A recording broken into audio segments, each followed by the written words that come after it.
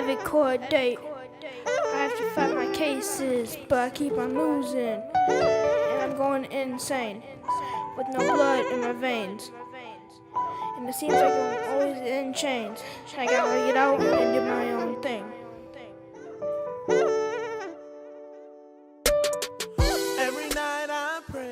My name is Louis Moran, and I'm a board-certified music therapist, and I work at Kalamazoo County Juvenile Home.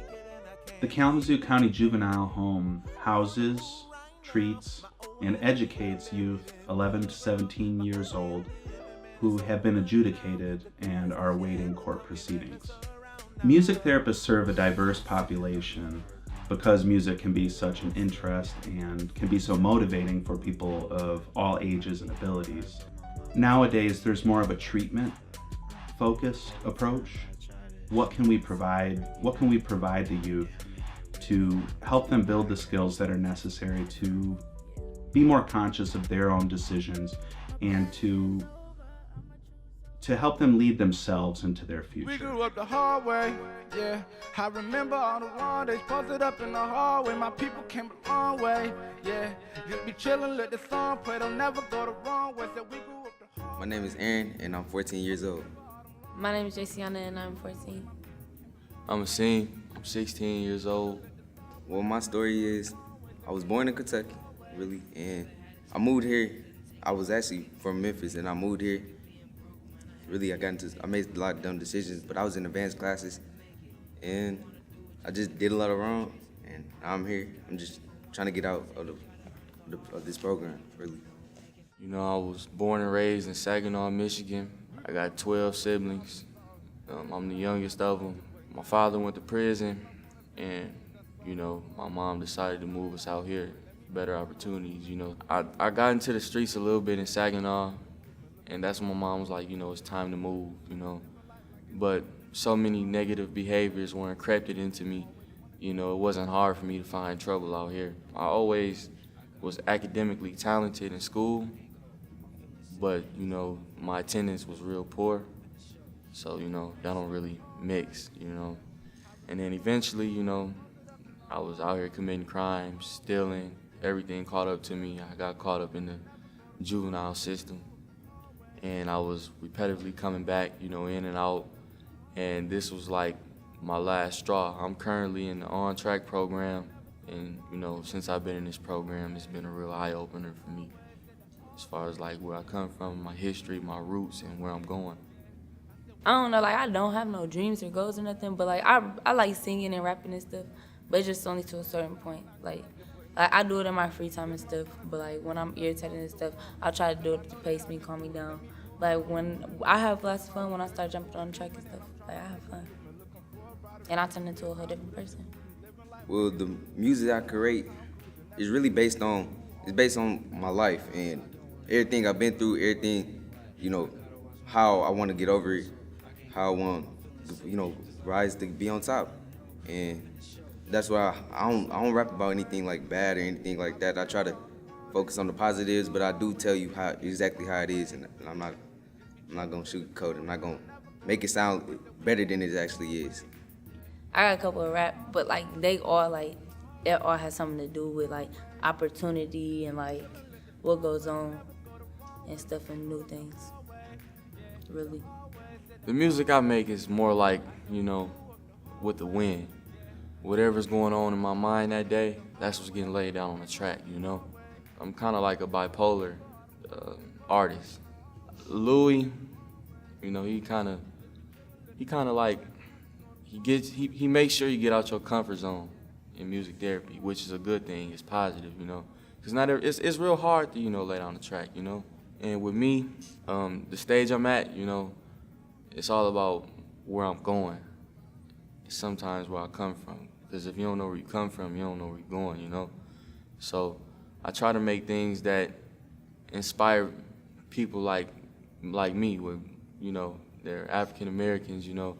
I inspire them, you know, those who are going through the struggle to change those behaviors and use those, you know, some of the skills they have and, you know, implement those into life, you know. The two guidelines in music therapy that we operate under are the topics that we discuss simply have to be real. The other guideline, and the only other guideline that we have, is that topics also have to be about something that you couldn't buy with money, even if you had $1 billion. By talking about things that aren't material, it just helps support the idea that we are going to talk about reality-oriented things. By addressing the things that aren't material that we want but we don't have, I want more respect for myself. I want more respect from adults.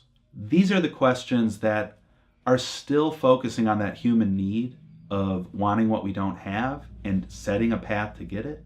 And like I tell the students, like I tell the residents, if you really focus on the things that you want to work on that are real and set yourself some goals and objectives, your financial stability will follow. Well, music therapy, it affected my mindset only because like with writing, you gotta actually give time and actually think about it. And even then, you gotta think about it again, make sure it sounds right, make sure it actually is going good. It's good, it's good to hear. You don't want to just be saying some random craziness. That's why it helped me think before I act, really. It helped me actually not to react when sometimes it don't deserve a reaction. That's what it helped me realize. And so sometimes I can keep my mouth shut and sometimes I can be very vocal. You know, when I first came into this program, I really was a negative thinker, you know. Nothing that crossed my mind was positive, you know. And one day, Louis got he always talked to us, you know, about positive things, you know. Where are we going from this, you know, where are we going from here, you know? And I feel like those times I rapped about positive things, they opened my eyes man, maybe I really can do this, you know? Maybe I really can go to school. Maybe I really can be somebody in this world, you know? I don't have to be negative my whole life. I feel like I'm not as angry as I used to be, because I used to walk around angry, upset, just for no reason, no specific reason. And I feel like I'm more calm, and I think about things more, really. But the one thing I would want somebody to know is to keep it real, really, and just tell it how it is. Try to tell your story, basically, because you know it's two sides of the story. Just try to tell yours and be as truthful as possible. I want my grandkids to know what their grandfather stood for. I want them to know everything about me, my convictions, the way I did things, all that. I want them to know. So then they might have some type of sense of direction, and they might have a strive or a drive for success, you know. Because I feel like if you don't know your history, you know, it's like you going with the wind in life, you know, and that's terrible. You don't want that for yourself, you know. Okay, one of my verses that I did with Louis is the second verse, really. It was, the choice was school books or the streets and the pistol, and I wanted to tote guns, forget the paper and pencil. It was sad because I had a future, lot of potential. Never thought I'd make it, graduate, go to Central, but this is part of God's plan. This is not accidental. Crazy how being locked up, here with clearing my mental. I still smile, even after all the things that I've been through. By the age of 25, you either prison or dead soon. So yeah. Look me in my eyes, try to feel my pain. Do you know how it feels to be left out in the rain? Each and every day, someone judging me. Worry about my life and how I live in these streets. Hopefully I wake up from this nightmare that I'm dreaming. God calling, I can't pick up cause I'm fighting demons. Crying and shedding tears, not gonna stop the bleeding.